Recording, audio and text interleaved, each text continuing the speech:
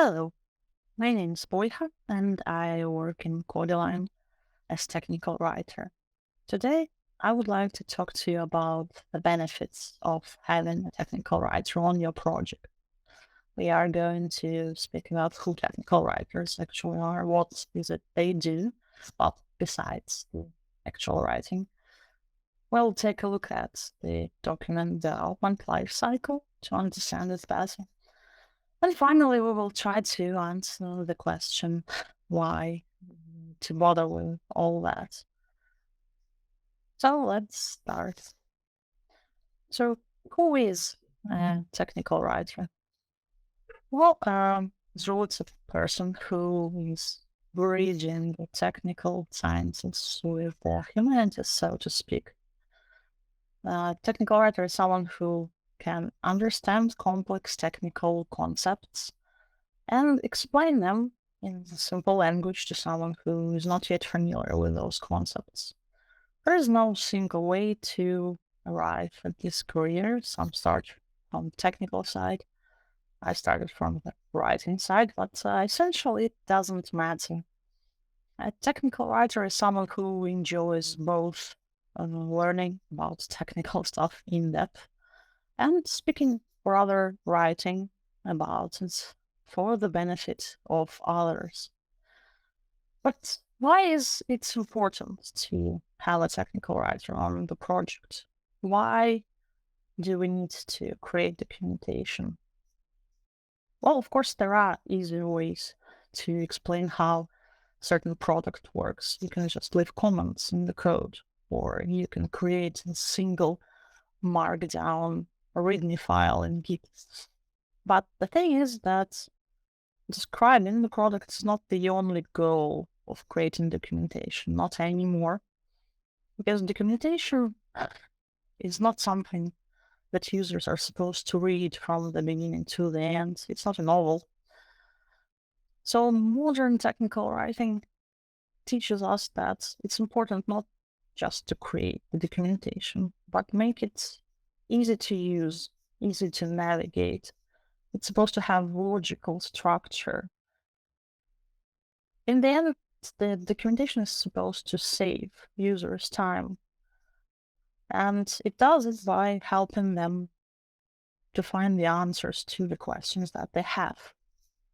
So users are supposed to find the necessary information in your documentation quickly. But how do we do that?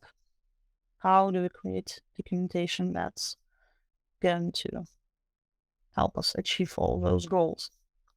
Well, the document development lifecycle has 6 steps, and I would like to take a closer look at each of them now.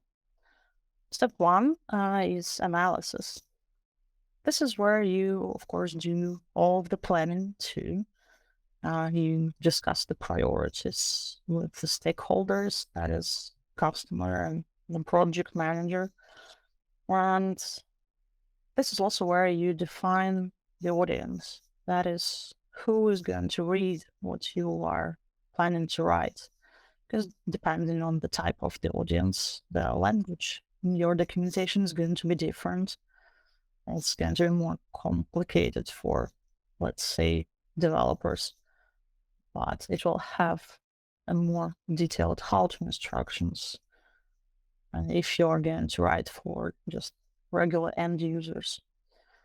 At this stage, you also learn how to actually use the product yourself. You test the functionality, of course, but it's also helpful to hold interviews with subject matter experts, that is, developers and engineers who actually create the product. And it's important to understand not just what works in this project and how it works. It's often useful to learn why it works the way it does. It helps to create more logical structure for your documentation and also helps to find some specifically useful insights because your readers will always want to find something interesting that they won't be able to find on their own. Next stage is design, and this is where you make your documentation attractive. First of all, that, of course, concerns the look and feel. You might need to actually involve web designers for help with that.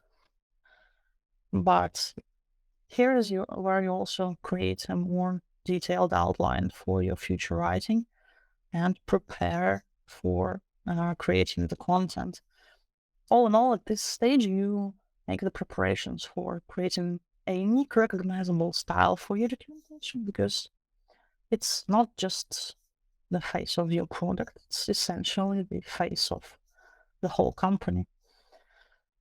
Then, well, step 3 is where you finally do some writing.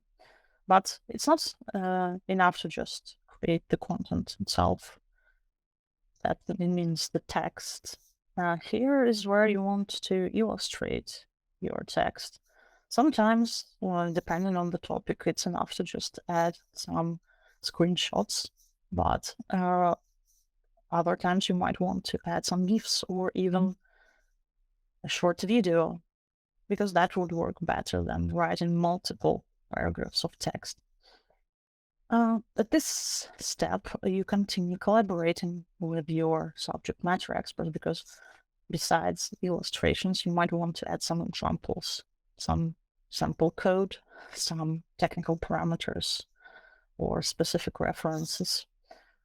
What's important here is to stick to the plan, because while you choose one part of functionality that you are going to be writing about, you might feel tempted to veer off into other topics interconnected with the selected one. Well, it usually pays off to stick to the plan.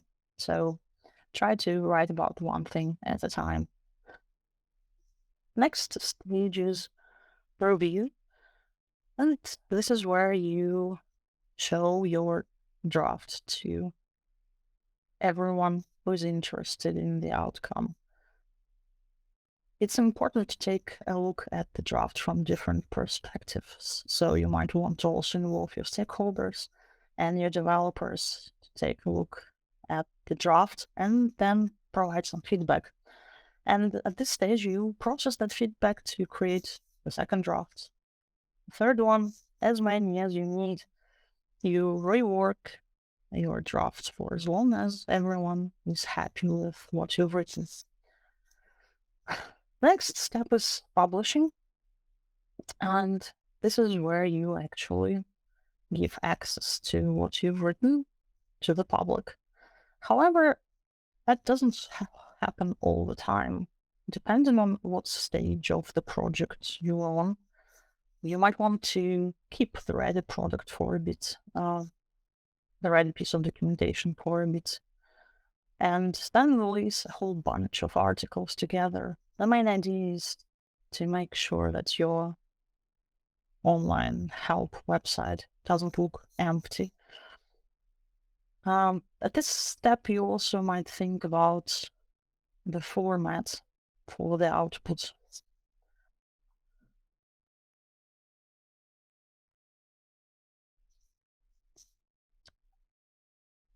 You might think that the format of the output should always be the online web help.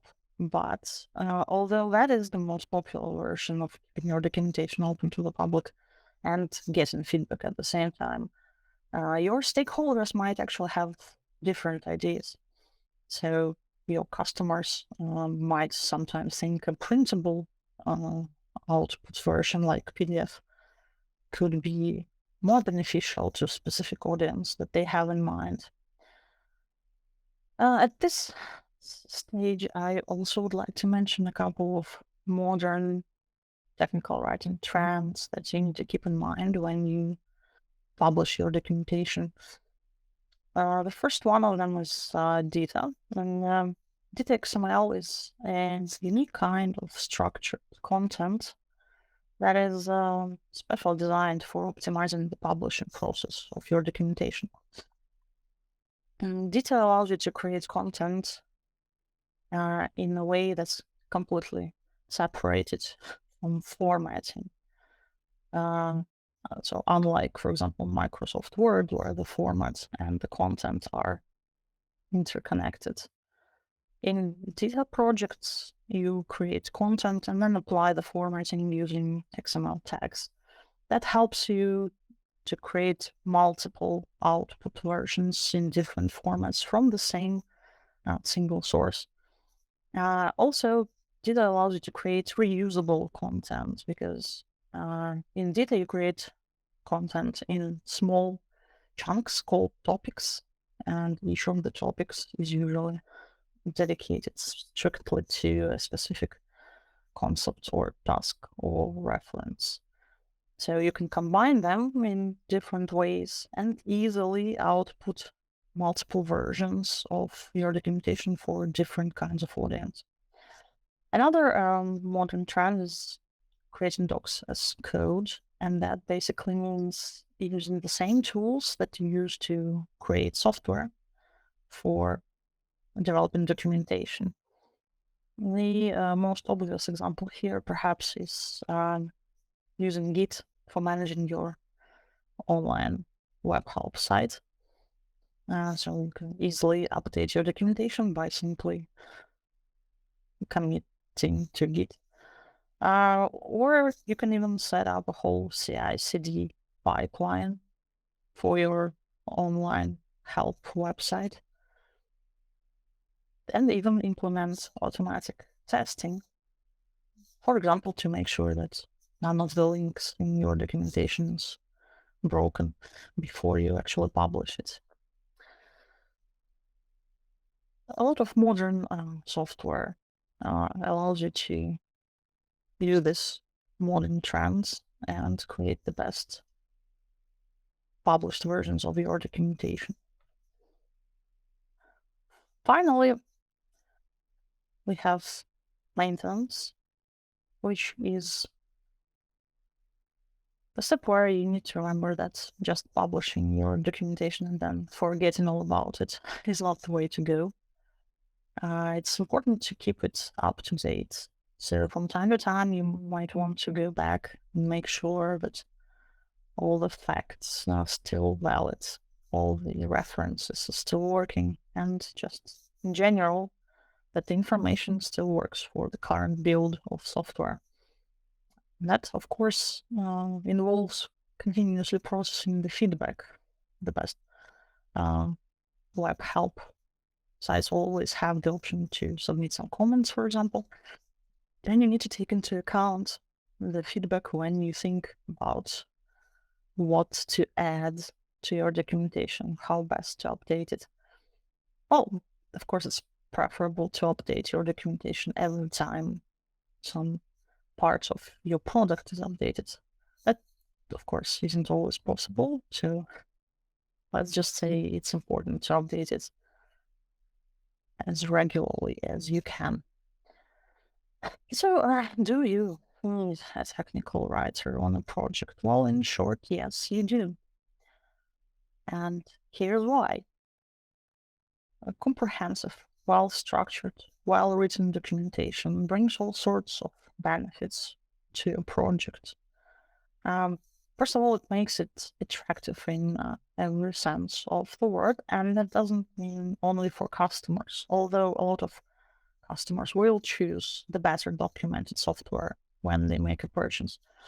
But other developers will also find your project more attractive and would be more willing to work on it because the onboarding process is that much easier when you have detailed documentation. Furthermore, the detailed documentation helps your own team when you create a certain feature and then move on to the next one. Will you remember all the details about how that feature works in 6 months? How about in a year? So the documentation helps you from the future. Finally, the documentation significantly reduces the need for technical support. So your support team is less likely to be overwhelmed with requests because your end users will be able to find the answers themselves. And in general, if you have engineers that combine working on the project with support, they will have more time for the actual development because there will be fewer support requests. But of course, having a technical writer on every single project isn't always feasible, but hopefully my presentation today will help you feel a bit more inspired about writing documentation if you need to do it yourself. That's it from me for today. Thank you for joining me.